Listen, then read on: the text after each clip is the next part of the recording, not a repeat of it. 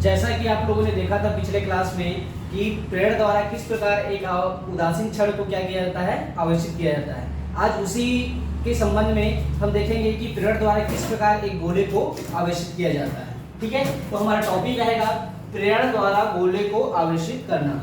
उदासीन गोले को हम लोग क्या करेंगे, प्रेरणा की सहायता से आवेशित करेंगे। ठीक है, तो इसमें दो अंतर तो है कि प्रेरणा द्वारा में क्या करते हैं, जो वस्तु जो रहता है, जिस वस्तु को क्या करना रहता है, आवेशित करना रहता है, उसको क्या करते हैं हम लोग, स्पर्श नहीं कराते। आवेशित क्षण या आवेशित चालक के साथ स्पर्श नहीं कराते।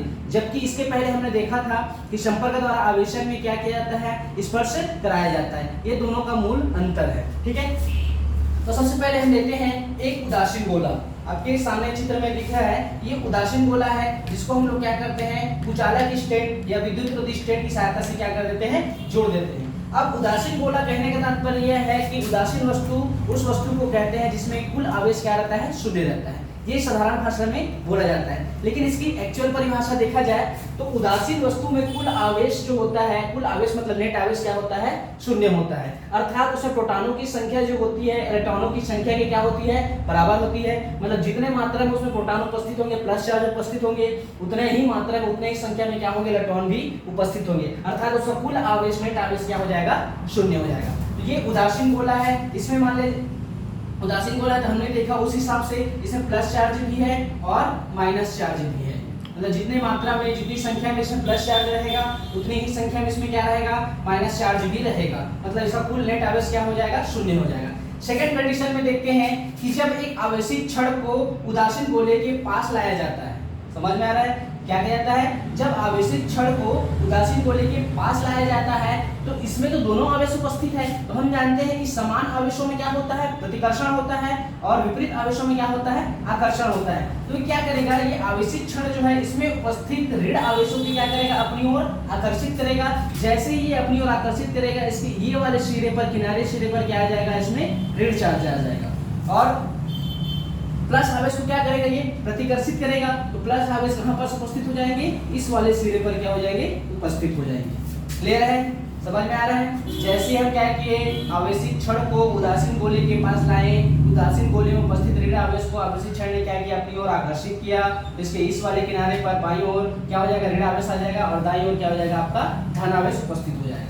थर्ड कंडीशन में हम देखते हैं, जैसे ही इस आवेशित गोले को हम लोग क्या करते हैं, भू संपर्कित करते हैं। भू संपर्कित अर्थात चालक तार की सहायता से इसको जब भूमि से जोड़ते हैं तो इस आवेशित क्षण में, आवेशित चालक में जो धन आवेश है वो किस में चला जाता है, पृथ्वी में चला जाता है। और इसमें क्या उपस्थित है, ऋण आवेश उपस्थित है।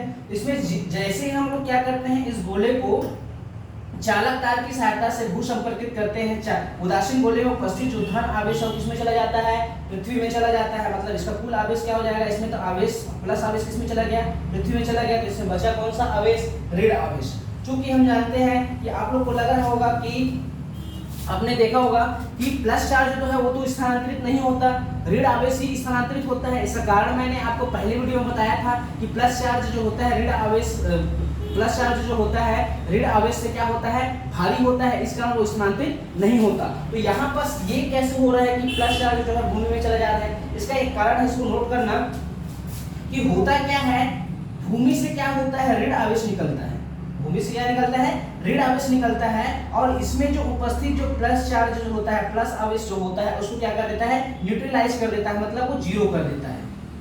क्लियर है, इसको एग्जांपल के तौर पर समझते हैं। मान लीजिए इस गोले में ऋण आवेश और धन आवेश दोनों है। मान लीजिए इस गोले में -5 आवेश है और +5 आवेश उपस्थित है। जैसे ही हम इसको चालक तार की सहायता से भूमि से जोड़ेंगे, इसमें भूमि से क्या निकलेगा, -5 आवेश निकलेगा, और ये -5 +5 क्या हो जाएगा, 0 हो जाएगा। और यहाँ पर बचेगा क्या, सिर्फ माइनस आवेश। ये आपको दिख रहा है कि पूरा आवेश किसमें चला गया, धन आवेश भूमि में चला गया, जो उसको भूमि से ऋण आवेश निकल कर उसको क्या कर दिया, न्यूट्रलाइज कर दिया। अब इस गोले में कौन सा आवेश बचा आपके पास, सिर्फ माइनस चार्ज बचा है। फोर्थ कंडीशन में क्या करते हैं हम लोग, क्या करते हैं फोर्थ कंडीशन में, ये आवेशित क्षण तो उसके पास ही रहेगा। फोर्थ कंडीशन में क्या करते हैं कि ये जो भू संपर्क की क्रिया है उसको क्या करते हैं, हम तोड़ते हैं। क्लियर है, फोर्थ कंडीशन में क्या करते हैं, पहले भू संपर्क की क्रिया को तोड़ते हैं। जैसे ही भू संपर्क की क्रिया को तोड़ते हैं, इस चालक इस गोले में कौन सा आवेश उपस्थित है, ऋण आवेश, जो किसके कारण है, आवेशित छड़ के कारण बंधा हुआ है। अब सेकंड कंडीशन में क्या करते हैं, सेकंड कंडीशन में हम लोग करते हैं ये जो आवेशित छड़ है उसको दूर हटाते हैं। आवेशित छड़ को क्या करेंगे, दूर हटाएंगे। जैसे ही आवेशित छड़ को दूर हटाएंगे, इसमें कौन सा चार्ज बचेगा, माइनस चार्ज बचेगा। अर्थात इस प्रकार ये गोला जो है पूर्ण रूप से क्या हो जाएगा, आवेशित हो जाएगा। उसमें पूरा ऋण आवेश जो है उसमें समान रूप से क्या हो जाएंगे, वितरित हो जाएंगे। लेकिन यदि अगर हम पहले आवेशित छड़ को हटाएं और बाद में भू संपर्क की क्रिया को क्या करेंगे, तोड़ेंगे, तो होता क्या है, जैसे ही हम पहले आवेशित छड़ को हटाएंगे, इसमें क्या रहेगा, ऋण आवेश रहेगा। क्लियर है। और ये तो भू संपर्क क्रिया से क्या हुआ है, जुड़ा हुआ है, मतलब चालक तार की सहायता से भूमि से जुड़ा हुआ है।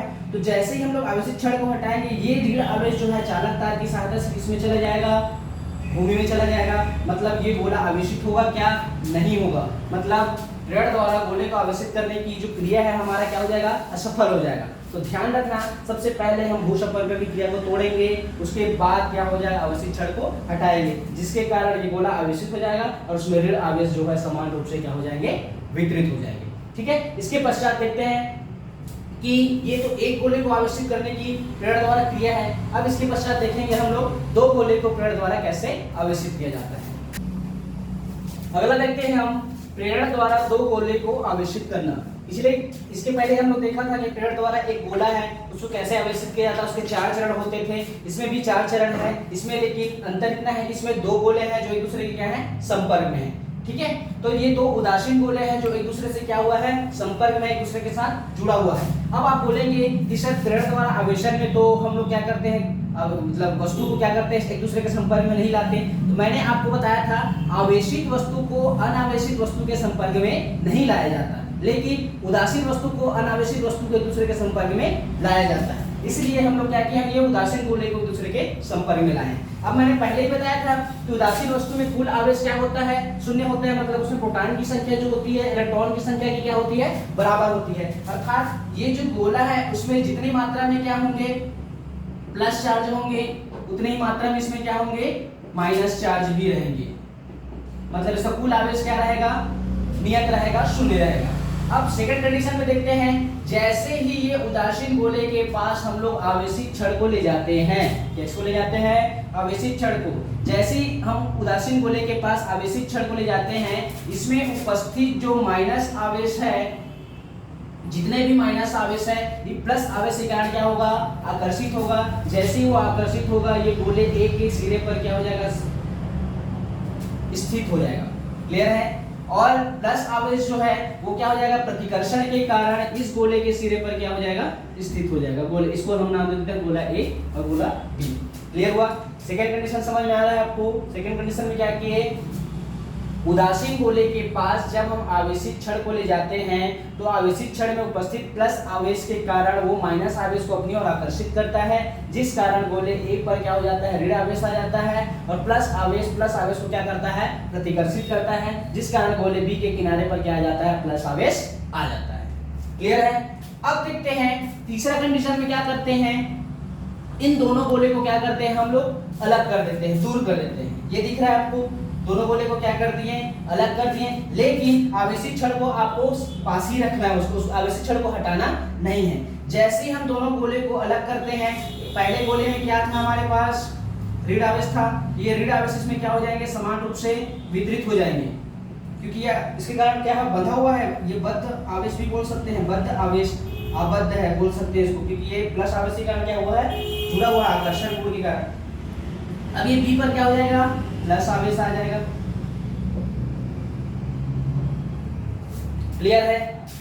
तीसरा कंडीशन में क्या किए, दोनों गोले को जो एक दूसरे के साथ संपर्क में जुड़ा हुआ था, उस दोनों गोले को क्या कर दिए, दूर कर दिए। जैसे ही दूर किए, गोले ए पर क्या आ जाएगा, ऋण आवेश आ जाएगा, और गोले बी पर कौन सा आवेश आ जाएगा, प्लस आवेश आ जाएगा। क्लियर है। अब चौथे कंडीशन में क्या करते हैं, ये आवेशित छड़ को क्या करते हैं, हम लोग हटा देते हैं। इसको हटा दिए आवेशित छड़ को। जैसे ही आवेशित छड़ को हटाएंगे, गोले ए पर माइनस आवेश समान रूप से पूरी तरह से क्या हो जाएगा, वितरित हो जाएगा, और गोले बी पर जो प्लस आवेश जो है समान रूप से क्या हो जाएंगे, वितरित हो जाएंगे। इस प्रकार गोला ए भी आवेशित हो जाएगा और गोला बी भी आवेशित हो जाएगा। अंतर सिर्फ इतना है कि पहले वाले में हम लोग क्या करते थे, उसको भूमि से क्या करते थे, संपर्कित करते थे चालक चार्ज की सहायता से, जिसके कारण प्लस आवेश किसमें चला जाता था, भूमि में, क्योंकि वो भूमि से क्या निकलता था, माइनस आवेश निकलता था, जो उसको क्या कर देता था, न्यूट्रलाइज कर देता था। लेकिन इसमें क्या करते हैं, इसको भू संपर्कित नहीं करते हैं। इस प्रकार ये हम देख रहे हैं कि दोनों गोला क्या हो जाएगा,